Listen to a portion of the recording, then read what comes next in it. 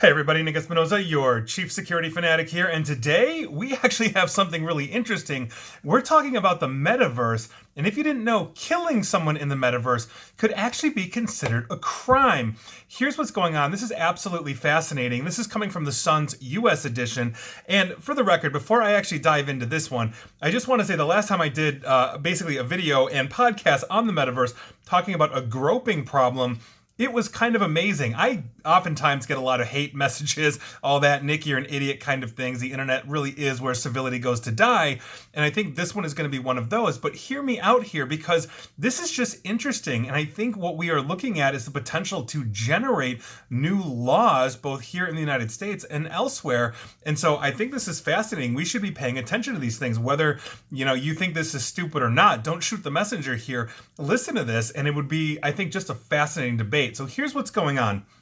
And again, I'm quoting the Sun almost verbatim on this because they talk to a lot of experts. So I am actually quoting a lot of legal experts here. But this is what's up. Murder in the metaverse basically isn't going to be something like a 25 to life prison sentence or even a felony, but it could be a crime according to the experts that the Sun interviewed. Now, they spoke to two lawyers who have written previously about crime in the metaverse, and also a former Manhattan prosecutor turned law professor about violence in virtual worlds to see if they can actually be prosecuted. Now, two of these three experts said that violent crimes like murder, rape, or assault in the metaverse can arguably be speech-related charges such as menacing, harassment, or stalking, all of which are crimes in the real world. Now, it boils down basically to the wording of the laws as they are currently written. Now, they're basically written to protect, and I quote, real living people. That is according to John Bandler, who teaches cybersecurity and cyber crime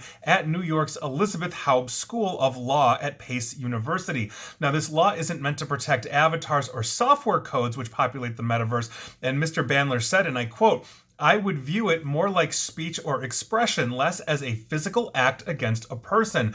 Then we can analyze whether that speech or expression is permissible, protected, or not. Now, that particular argument feeds into a larger societal First Amendment debate about what speech actually is and what can be basically protected, and so what is and isn't able to be prosecuted. Now, to quote Greg Pryor, he's a lawyer at the law firm Reed Smith, LLP, on this. This is one of the other people that they interviewed, and I quote, all the trolling, virtual bullying, threats, and bad behavior online happens all the time. It's nothing new, and it'll happen in the metaverse. But if I say something racist or abuse someone based on their race or religion or sexuality, then you can be potentially prosecuted. In the same way that if you meet up with somebody in real life, face to face, and you go after them essentially for their race, religion, or sexuality, that could be considered some form of hate crime. Now, a third expert here, Patrick Roberts of the Roberts Law Group, said that it would basically be difficult to prosecute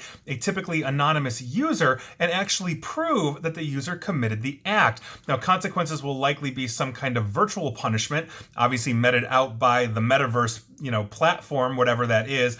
If you don't know this, the metaverse, as run by Meta, aka Facebook, is only one of multiple metaverses out there. But those virtual punishments could be such as the user's avatar being deactivated, restricted, banned, those kinds of things. We see that in the Facebooks of the world, where you can end up in what is known as Facebook jail for X amount of time, or if it's egregious enough, 3 strikes you're out, whatever Facebook's rules are. I'm not 100% sure, but there you go. Now, according to Mr. Roberts, and I quote him again, and the person who used the avatar for virtual violence might be restricted or prevented access for a time maybe. This is all conjecture and has free speech implications. After all, people kill each other in other video games all the time without consequences.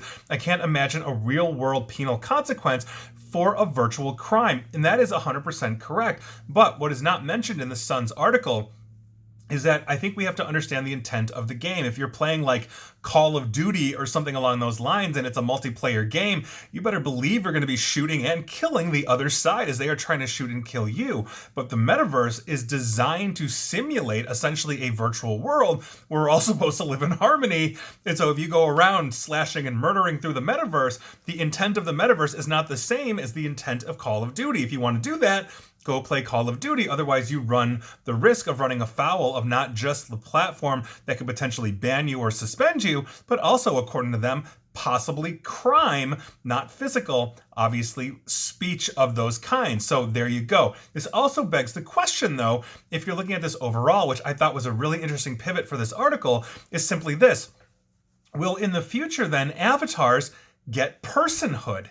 Meaning, will an avatar, basically as you are controlling being the avatar, if I have an avatar, it's technically me in a virtual world, will that in some way, shape, or form be granted rights similar to an actual physical human being?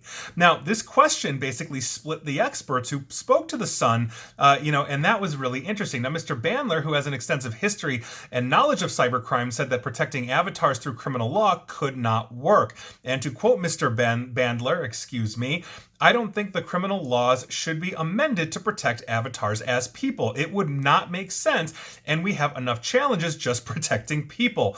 Online gaming means thousands, millions of avatars are injured or killed daily. Indeed, such acts are either part of the game or at least allowed by the game. In other words, why build a metaverse where you could actually kill another avatar and that would be on the platform, allowing that, and therefore it should be acceptable. I think that's a very interesting point, and that last bit was me, but I think that's essentially where he's going with that. Now, even now, very few digital harassment crimes or threats on the internet are prosecuted, according to Mr. Bandler, and I quote, "Every case is individualized, but a lot of threats get made and criminal enforcement isn't frequent. I can't imagine threats in the universe will get a lot of attraction with law enforcement." Now think about this. How many threats are leveled by humans every single day against another person, whether we pick up a phone, we go online, we get in their face, whatever that is? How many of those are actually prosecuted? Now, when you're talking about a virtual world with potentially millions of these people who believe they have free reign, we can see where civility goes to die on places like Twitter, Facebook, etc. Now, imagine attaching a virtual body to that and hacking and slashing your way through it. It's absolutely nuts. Now, Mr. Bandler also continued as well, and I quote him again, "You can try and report them to the FBI, but good luck. The main recourse is through the platform." Now, on the flip side of this, Mr. Pryor and Roberts said that they can envision a future where laws are amended or new laws are created to reflect potential violence in the metaverse.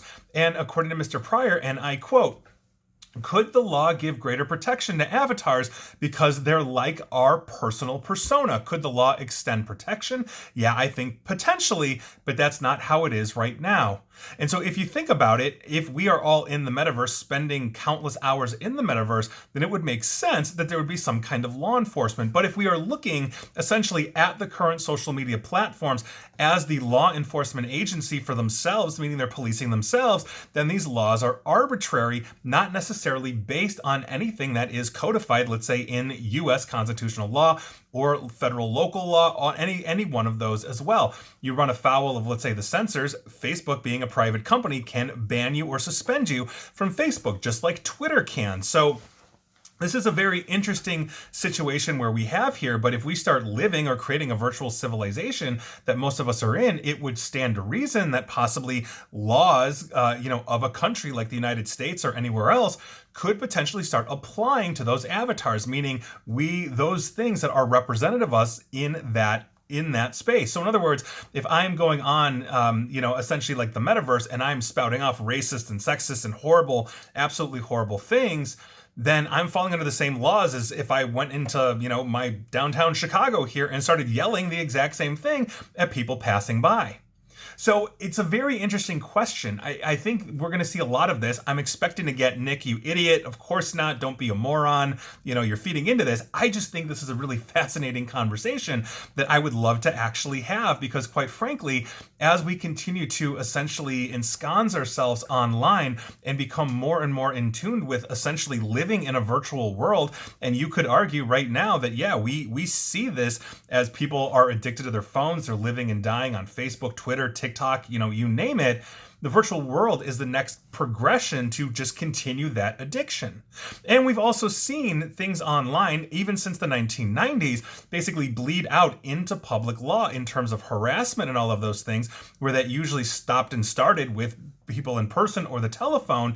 Now, online was an actual thing. You can look at AOL v. Zoran or Zoran v. AOL for that. That was one of the foundations for the 1996 Communications Decency Act, of which we got Section 230, which absolved AOL from basically prosecution for those things, meaning Zoran could only prosecute or go after civilly those individuals that were harassing him on AOL. He couldn't go after AOL itself. And so I think those are things that we have to take into consideration as we continue to see essentially our integration of every day of daily lives with the internet, as we start heading towards that metaverse. And I'm not a fan. I've been in the metaverse. I think it's boring as hell, to be perfectly honest, but there are going to be people that are going to be living and dying on it. And I think many of you haven't seen Wall-E, but there you go. So I think this is an interesting question. I'd love to hear your thoughts on this, above and beyond calling me an idiot or a moron or anything else. And so that is your interesting legal/online/metaverse/future news